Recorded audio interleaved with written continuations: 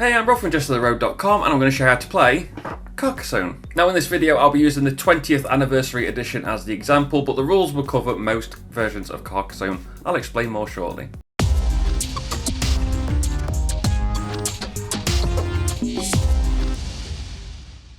This is a game for 2 to 5 players, plays in about 40 minutes, it's designed by Klaus-Jürgen Rieder and is published by Z-Man Games. You're placing tiles to build out the French landscape. Players place meeples on features in the landscape such as roads, cities and monasteries to score points when they are completed. The players with the most points are the winners. Before I carcass on with the video, remember to click the subscribe button and also remember to like and share and hit the notification bell. It's good for building out the landscape of this channel. Let's go to the game. Players get 8 meeples and an abbot of their colour. Put the scoreboard on the table and each player puts a meeple of their colour on 0 points. The game comes with 2 mini expansions, including the 20th anniversary expansion tiles that contain little arrows. I'll explain this expansion at the end of the video, so put these aside for now. The other expansion is the river. This gives you an alternate way to set up and start the game, but we'll start with the basic setup, then show how the river is set up. For the basic setup, separate the single dark back tile, shuffle the light back tiles into face down piles. Place the dark back tile in the middle of the table face up. And that is it for the basic setup. Now let's look at setting up the game with the river. Return the dark back single starting tile in the box. Instead, put the double tile out and put the 2 lake tiles to one side.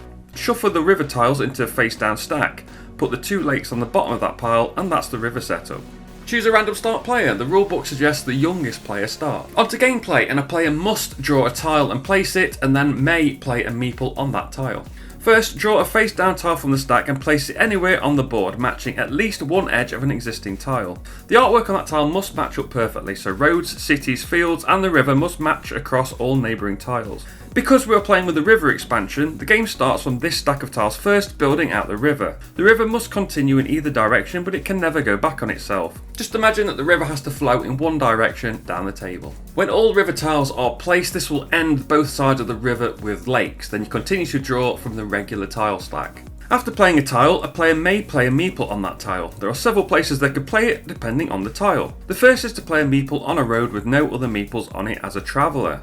No other meeples can be on that road, including meeples on the same road but on a different tile. For example, this red meeple is on the one road across all 3 of these tiles. However, 2 roads might join up later on, which will add multiple meeples onto the same road. I'll explain how this affects scoring later. Roads can end at villages, cities, or if they loop around in a circle. And when a road finishes on this or future turns, meaning it is completed on both ends or is in a loop, the players will score 1 point per tile that road is on. For example, the completed road on the left is worth 3 points because it's on 3 tiles, and the road on the right in a loop is worth 4 points. All meeples on the scored road are returned to players after scoring. The second place to play a meeple is in a city containing no other meeples in it as a knight. As with the road, part of a city may join up with another city with a knight in it later. You just can't play a knight into a city that already has a knight in it. When the city completes on this or future turns, meaning it is completely walled with no gaps in the middle, the player scores 2 points per tile that city is in and 2 points per coat of arms in that city. For example, this city on the left covers 2 tiles, so is worth 4 points.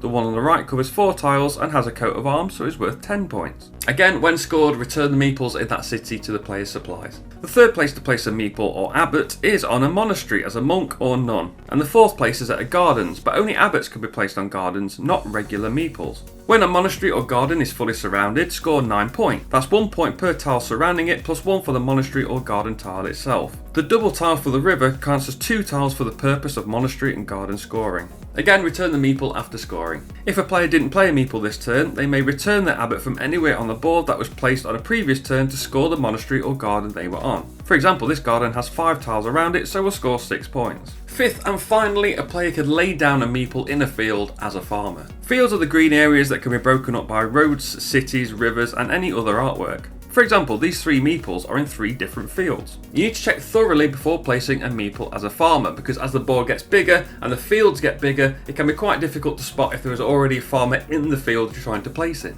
Especially those very large fields that cover many tiles and are around various features. For example, these 2 meeples are in the same field.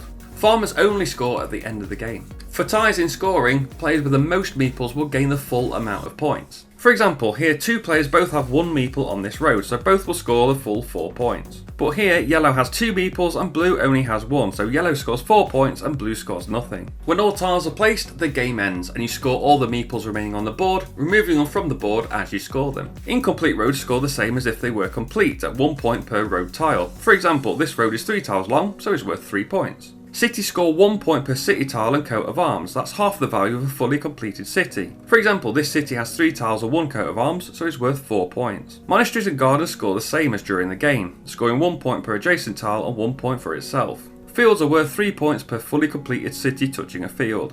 For example, this field is next to 2 fully completed cities. Be sure to check the field thoroughly so you don't miss out on any points for completed cities in your field. And now, as farmers are quite tricky, especially compared to the rest of the game, the rulebook does suggest missing these out for the first few games. Tiebreakers during final scoring work the same as during the game, and at the end of the game, the players with the most points are the winners. Now for the anniversary edition tiles, which are shuffled into the regular tiles during setup. When one is played, you activate it before placing a meeple. If it's placed with the arrow pointing away from any other tile, the player will score 2 points immediately. If it's placed pointing at an existing tile, or a tile is placed next to a previously placed arrow, activate the ability on the tile. You can only resolve 1 ability per tile, so if you point a tile at another, you choose which to activate. Double meeple. Instead of placing a meeple on a feature, add a second meeple to another meeple you've already placed on the board.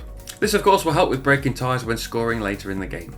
Arrow. Instead of placing a meeple in this tile, put a meeple or abbot on any unoccupied incomplete feature on the board. This includes a road that isn't closed on both ends, a city that isn't fully built, or a monastery or garden that isn't completely surrounded. Double tile. Simply take another turn after this one. Note you can only do this once per round, so you can't take 3 turns in a row. And that's how you play Carcassonne, specifically the 20th anniversary edition. Thanks for watching. Remember to like, share and subscribe and hit the notification bell so you know when a new video goes live. You can follow me on Twitter, Insta, Twitch and YouTube at Jesta ThaRogue, and find the blog at JestaThaRogue.com.